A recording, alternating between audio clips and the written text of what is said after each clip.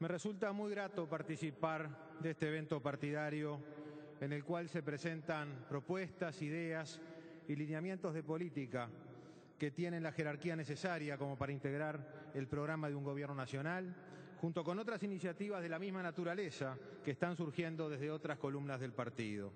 Propuestas, ideas y lineamientos de política que deberán ser tan dinámicas en su formulación y actualización como el mundo al cual se refieren. Más que comentar el excelente documento producido por muchos de ustedes, creo oportuno efectuar algunas reflexiones sobre las características que tiene que tener un programa de gobierno, lista que seguramente no ha de ser taxativa. Primero, algo ya referido, la necesaria capacidad de adaptación a una realidad que es en esencia dinámica y que lo es más que nunca en la actualidad en tiempos de una seria crisis financiera y económica internacional. Segundo, debe tener armonía entre el corto y el largo plazos. En la actual coyuntura, las turbulencias que se presentan en el corto plazo no deben hacer perder el rumbo planteado con la vista en el horizonte. Tercero, debe ser formulado con honestidad intelectual, sabedores sus autores de que puede convertirse efectivamente en el programa de un gobierno nacional y por lo tanto no puede plantear caminos que resulten intransitables o esto sería aún más grave que a priori se sepa que no se piensa transitar. Cuarto, debe guardar una necesaria coherencia entre sus diferentes áreas o capítulos.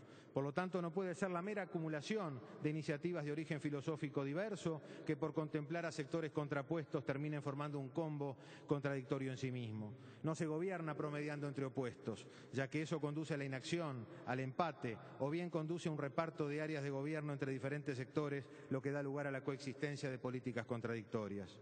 Quinto, debe procurar tener un adecuado equilibrio entre contemplar la idiosincrasia nacional y el propósito de transformación. Por la propia trayectoria de nuestro país, su población y su cultura, el peso de la idiosincrasia es muy fuerte y por momentos resulta un ancla en un pasado del cual no nos podemos desligar. No podemos desconocer esa idiosincrasia, pero tampoco podemos quedar anclados en el pasado. Sexto, debe fundarse en principios, ya que los principios marcan el camino, pero debe considerar que los tiempos de crisis como los actuales son tiempos de pragmatismo y no de ideologías.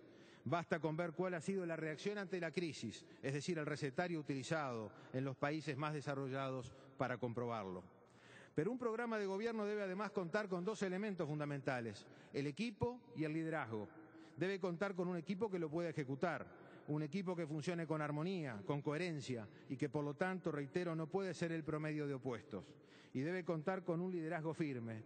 Ser líder no implica saber de todo, sino saber liderar, dirigir, conducir. Cuidado con quienes desde la soberbia pretenden saberlo todo. Saber liderar implica tener claro el rumbo, elegir el equipo adecuado y ejecutar el programa con voluntad y firmeza, pero con especial capacidad de diálogo y negociación, de modo de alcanzar las mayorías que lo hagan posible. El concepto más frecuente en tiempos preelectorales es el de cambio.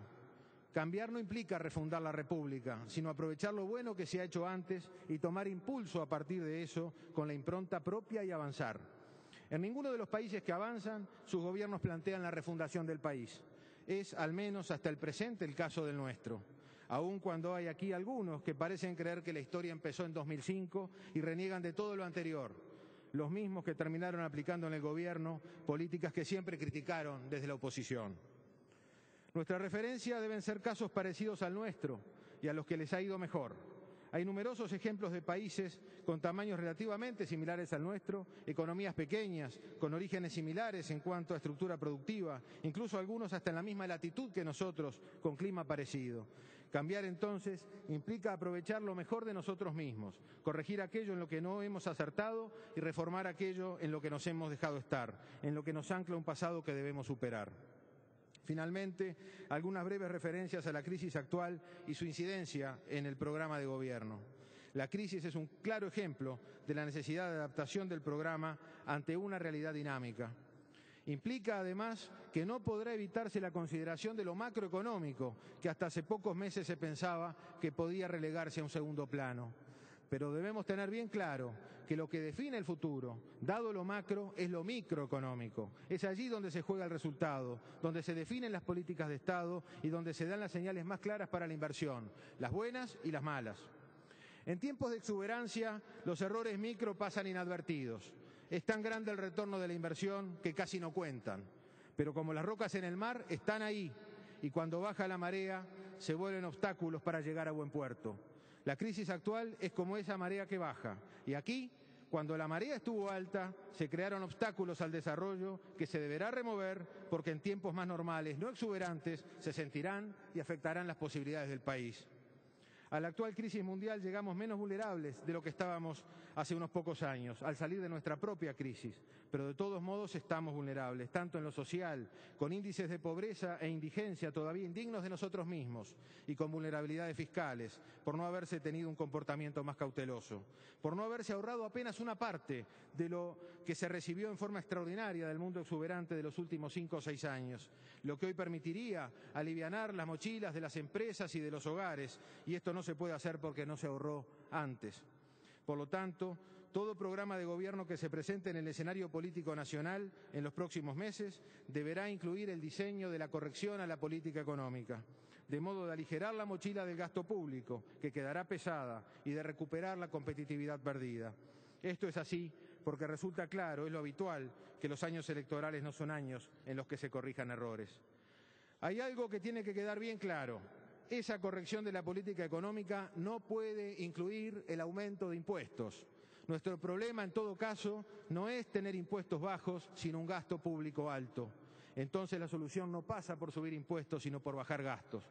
Por otra parte, si en tiempos de recesión se suben impuestos, habrá todavía más recesión. Resulta clave aprovechar estos tiempos difíciles para proceder a la corrección de las políticas macro y microeconómicas y para avanzar en este sentido, de modo de estar prontos para despegar en cuanto el mundo se vuelva nuevamente favorable, quizá, como apunta hoy el consenso, hacia finales de 2010. Hay que hacer de la crisis una oportunidad.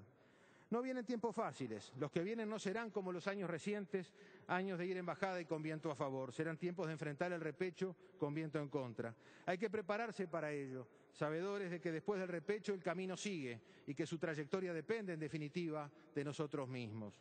Acontecimientos como el de esta jornada permiten alentar la esperanza. Permiten ver al partido trabajando una vez más con honestidad intelectual, escribiendo lo que piensa, con unidad, sin sectores que tengan filosofías distintas y que haya que juntar con forceps, con propósito de transformación y sin nostalgia, a la vez con principios y pragmatismo, con equipo y con liderazgo. Muchas gracias.